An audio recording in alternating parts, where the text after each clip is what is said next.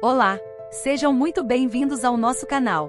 No episódio de hoje do nosso podcast, vamos conversar sobre as mulheres na Idade Média, e mais especificamente, sobre como a Igreja moldou o imaginário europeu em torno da figura feminina. Vamos tentar compreender de que forma a associação do feminino ao mal, presente no discurso religioso medieval, ajudou a construir uma herança de medo e opressão, moldando séculos de desigualdade e alimentando a misoginia que ainda ecoa até os dias de hoje. Ficou interessado? Então fica com a gente, porque a nossa conversa já vai começar. Bem-vindos à nossa exploração de hoje. Vamos mergulhar juntos num tema, denso, mas fundamental. A forma como a mulher foi representada pela Igreja durante a Idade Média. Temos aqui um artigo acadêmico bastante detalhado que investiga como, principalmente a partir do século XV na Europa, certos discursos misóginos ganharam força. E isso culminou na demonização da figura feminina e na terrível caça às bruxas. O material que a gente recebeu detalha como a mulher foi estigmatizada, pintada como inferior física e intelectualmente, e, em alguns casos, até como um ser intrinsecamente maligno, responsável pelas tentações e, pelas desgraças masculinas. Nossa tarefa aqui é entender como essa visão negativa foi construída ao longo do tempo, segundo este estudo, claro, e como ela pode ter, lançado as bases para uma misoginia que, de acordo com os autores, ainda ecoa na cultura ocidental. Ok, vamos começar a desembrulhar isso. Uma das primeiras imagens fortes que o texto traz é a interpretação da criação da mulher a partir de um osso curvo da costela de Adão. A ideia, segundo a análise que a gente está vendo, era que essa curvatura já indicaria um espírito desviante, traiçoeiro desde a origem. É uma imagem poderosa e francamente perturbadora, não acha? Sem dúvida. Essa construção de uma imagem negativa da mulher, tem raízes bem antigas. Mas o artigo argumenta que a Idade Média trouxe elementos específicos que intensificaram essa visão, As dificuldades materiais da vida naquele período, a dureza do cotidiano mesmo, acabaram se entrelaçando com o que o texto descreve como as maquinações ideológicas da Igreja Católica da época. Esse contexto criou um solo fértil para que a ideia de uma figura feminina dúbia, perigosa e até maligna realmente florescesse e se disseminasse. Então não foi algo que surgiu do nada na Idade Média, né? Já havia um terreno preparado, por assim dizer. Exatamente. O artigo enfatiza que essa visão medieval se apoiou em estruturas patriarcais muito anteriores. Por exemplo, na Grécia Antiga, a função principal atribuída à mulher era basicamente a reprodução.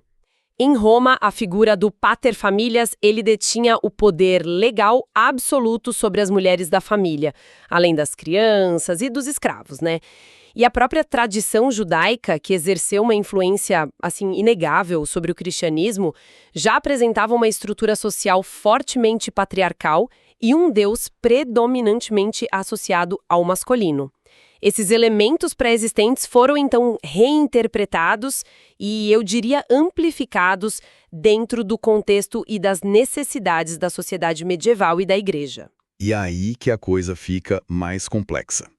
Como exatamente a religião, ou melhor, certas interpretações de textos sagrados, entram nessa equação para justificar e solidificar essa visão negativa da mulher? Olha, o estudo que estamos analisando aponta para interpretações bem específicas de passagens bíblicas como sendo cruciais nesse processo. No livro do Gênesis, por exemplo, a narrativa de Eva sendo criada a partir de Adão e não ao mesmo tempo, isso foi frequentemente usado para fundamentar a ideia de submissão feminina. E, como você já mencionou, a questão da costela curva foi interpretada simbolicamente, Sugerindo uma natureza inerentemente defeituosa, inclinada ao desvio e à traição.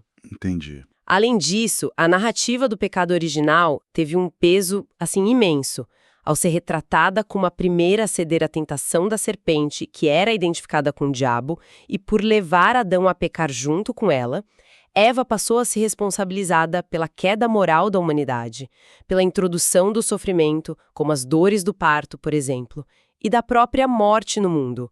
Ela se tornou o arquétipo da tentação, do pecado, da ligação com o mal. Nossa. O artigo, inclusive, cita passagens bíblicas que foram usadas para reforçar essa ideia, como trechos do livro do Eclesiástico que afirmem coisas como: nenhuma maldade está mais próxima do que a maldade da mulher, e o pecado começa com a mulher e graças a ela todos nós devemos morrer. Pesado, hein? Muito. E figuras influentes como Santo Agostinho são mencionadas por alertarem contra a Eva pecadora, que, na visão deles, residiria em potencial dentro de cada mulher, né? É uma carga simbólica e moral realmente pesada depositada sobre a figura feminina. E como essa interpretação teológica tão negativa se refletia na forma como a igreja via o corpo da mulher e a sexualidade em geral? Bom, essa visão foi amplamente difundida, principalmente por clérigos, que eram em sua maioria homens celibatários. Como a produção cultural e escrita estava concentrada nas mãos desse grupo, né?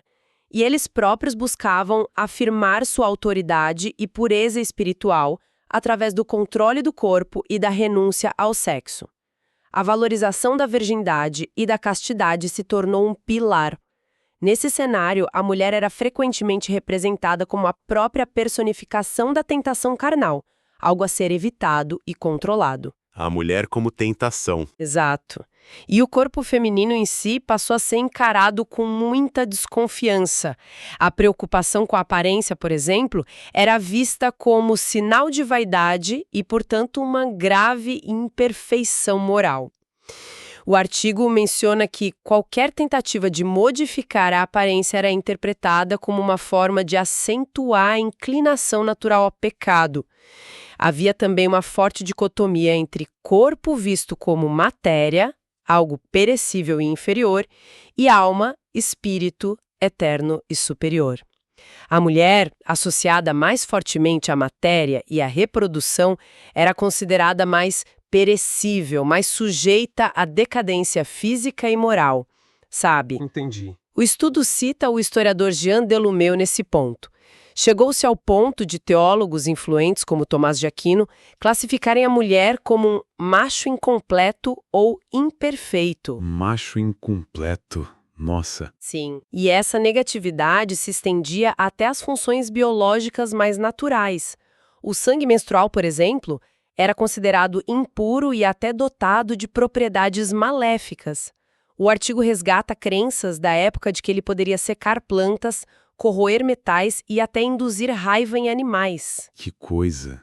Isso resultou em proibições bem concretas, como impedir que mulheres menstruadas recebessem a comunhão, entrassem em certos espaços da igreja ou tocassem objetos considerados sagrados. Era bem restritivo. É impressionante como até a biologia feminina foi distorcida para caber e reforçar essa visão negativa. A ideia do sangue menstrual ser ativamente maléfico é realmente perturbadora. Diante de tudo isso, dessa desconfiança toda, né? Como as mulheres vivenciavam isso no cotidiano, na prática social? Bom, na prática, elas eram majoritariamente relegadas a um papel secundário, sempre em posição de subordinação em relação aos homens pais, maridos, irmãos, clérigos. Era a estrutura, né? E, de forma muito significativa, eram frequentemente silenciadas. O artigo cita a historiadora Michelle Perrot, que fala de um verdadeiro mandamento do silêncio imposto às mulheres. Mandamento do silêncio? É. Na igreja elas não deveriam falar, na política não tinham voz, no espaço público sua presença era restrita e mesmo no âmbito privado a palavra delas muitas vezes não tinha o mesmo peso. Entende? A própria história, escrita majoritariamente por homens e focada nos feitos masculinos, por muito tempo simplesmente ignorou as vidas, as experiências e as contribuições femininas. Ficavam à margem. Faz sentido, infelizmente. Somado a isso, persistia uma associação antiga, até pré-cristã mesmo, entre mulheres e certos poderes considerados sobrenaturais. Havia crença na capacidade feminina de profetizar, de curar através do conhecimento de ervas e práticas tradicionais, mas também, por outro lado, de causar um mal através de feitiços e poções. Essa ambiguidade sempre existiu. Na Idade Média, isso se misturou a uma profunda ansiedade masculina em relação à sexualidade e ao poder feminino. O texto menciona o medo do julgamento sexual por parte das mulheres, sabe? E a percepção delas como seres de apetite sexual insaciável. Insaciável. Sim.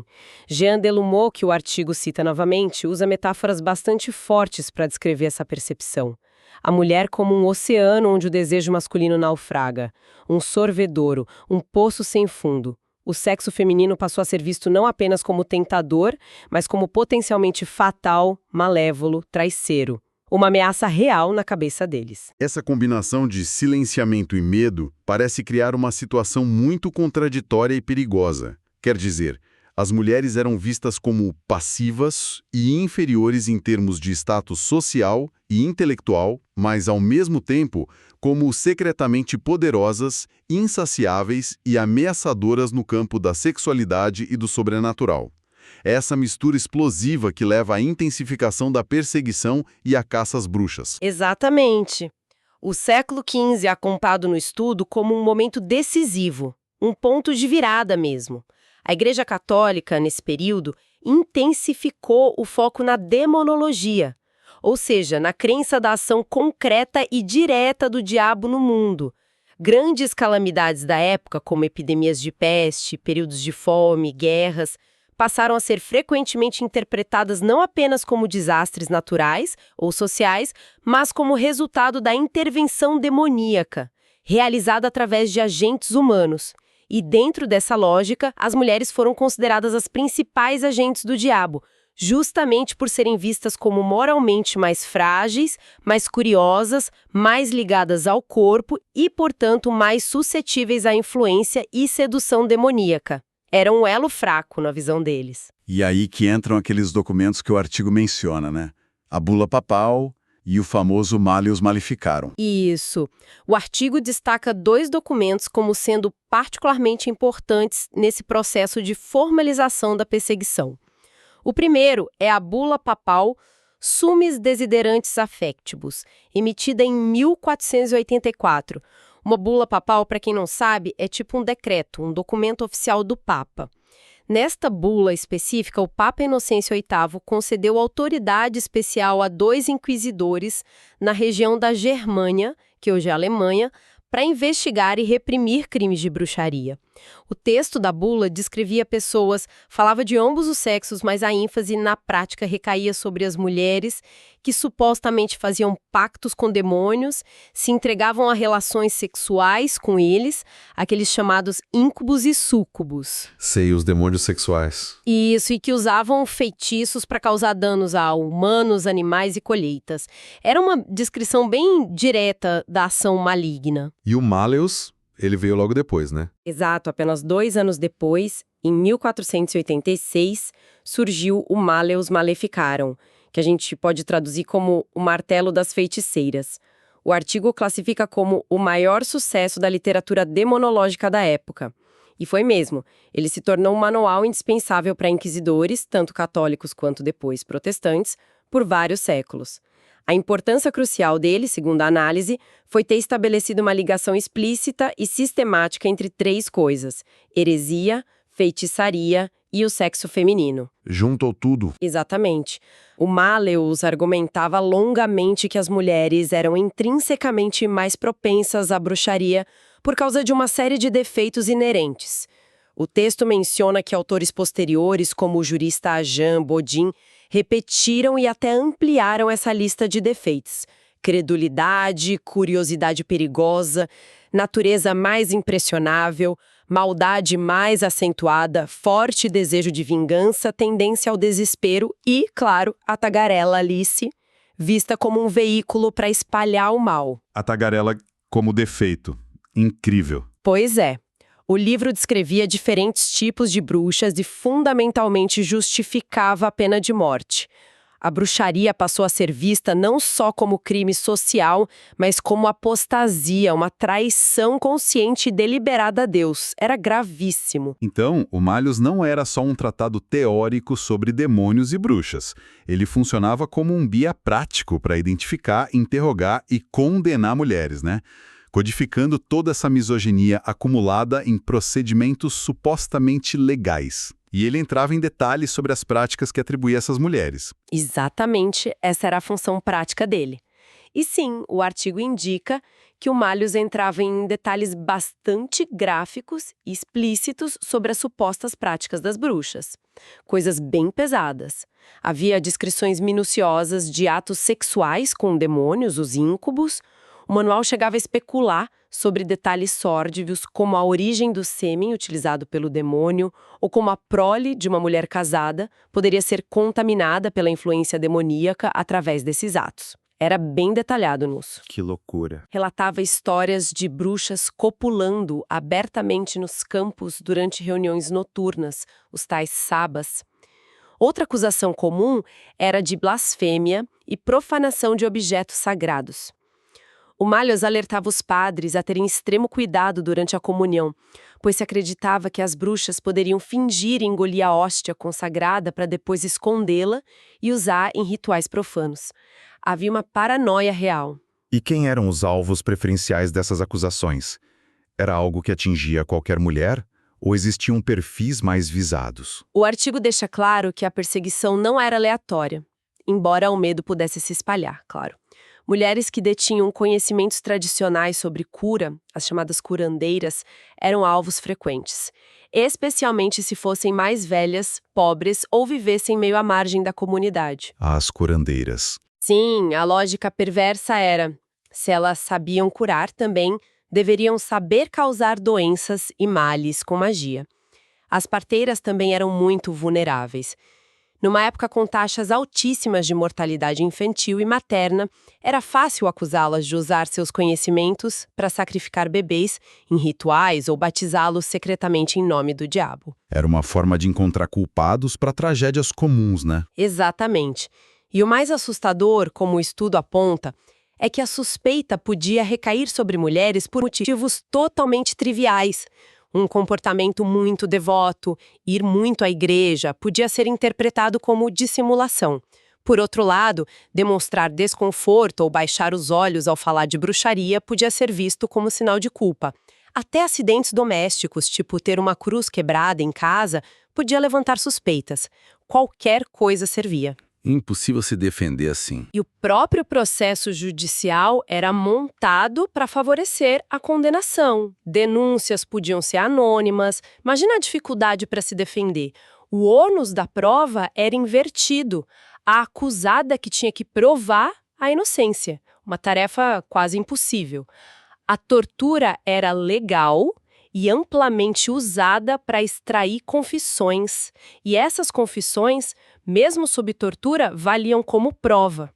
Muitas vezes os juízes e inquisidores já partiam do pressuposto da culpa. O julgamento era só uma formalidade para conseguir a confissão. O nível de detalhe nas acusações, a fragilidade das provas e a total falta de garantia no processo que o artigo descreve são realmente chocantes. Basicamente, uma acusação, especialmente contra mulheres de certos perfis, já era quase uma sentença de culpa antecipada. É um quadro desolador. E qual seria o legado dessa visão de mundo, dessa perseguição tão brutal, segundo a análise que a gente tem aqui? Isso ficou realmente confinado à Idade Média e ao início da Idade Moderna? De forma alguma, e esse é um ponto central do argumento no artigo. A análise defende com força que essa associação entre o feminino, a sexualidade e o mal, que foi sendo construída ao longo de séculos, consolidada pela teologia medieval e levada ao extremo com a caça às bruxas, não desapareceu com o fim desse período histórico, não. Pelo contrário, tornou-se um elemento estruturante, quase um pilar da cultura ocidental. Essa visão só começou a ser questionada de forma mais sistemática e ampla a partir do século XVIII, com o Iluminismo e as mudanças sociais que vieram depois. Demorou muito. Entendi. Moralidade cristã tradicional, segundo o texto, continua a perpetuar por muito tempo certos modelos de feminilidade, principalmente aquela dicotomia entre a Eva pecadora, símbolo da tentação, e a Virgem Maria, símbolo da pureza, submissão, maternidade assexuada. Esses modelos continuaram a ditar, ou pelo menos a influenciar, fortemente o papel social esperado das mulheres, sabe? O artigo argumenta que a gente pode identificar vestígios persistentes dessa herança cultural até hoje, em várias áreas. E quais seriam esses vestígios hoje em dia? O artigo dá exemplos? Sim. Alguns exemplos concretos citados no estudo incluem a manutenção da proibição do sacerdócio feminino em instituições como a Igreja Católica, né? E a contínua interferência de certas lideranças religiosas em debates sobre direitos sexuais reprodutivos, como a condenação de métodos contraceptivos.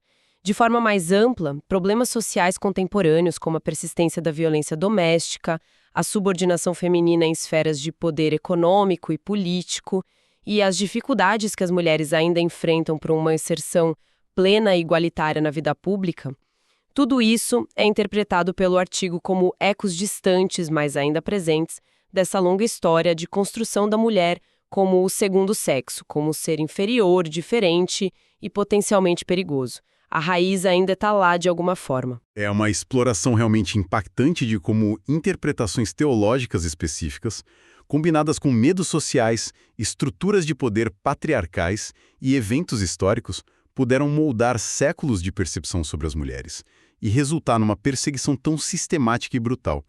O material que a gente analisou hoje conecta de forma bastante clara crenças que vêm desde a antiguidade, passando pela doutrina e prática da igreja medieval, até a realidade terrível da caça às bruxas, e sugere que as sombras disso se estendem até nós. De fato.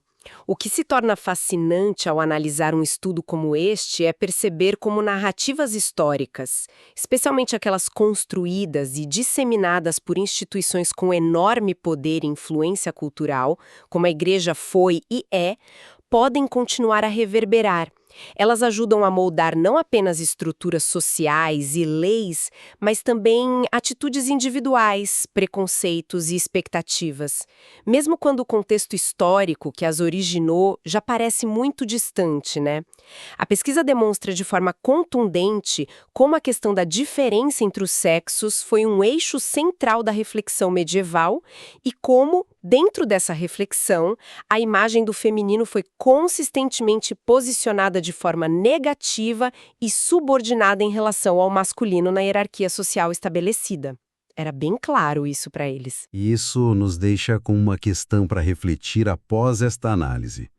Se a gente considerar como a interpretação de textos considerados sagrados, somada aos medos coletivos e às estruturas de poder de uma época específica, alimentou essa forma particular de perseguição e desumanização descrita no artigo, será que existem outras narrativas culturais, talvez igualmente enraizadas e tidas como naturais hoje, que mereceriam um exame crítico semelhante?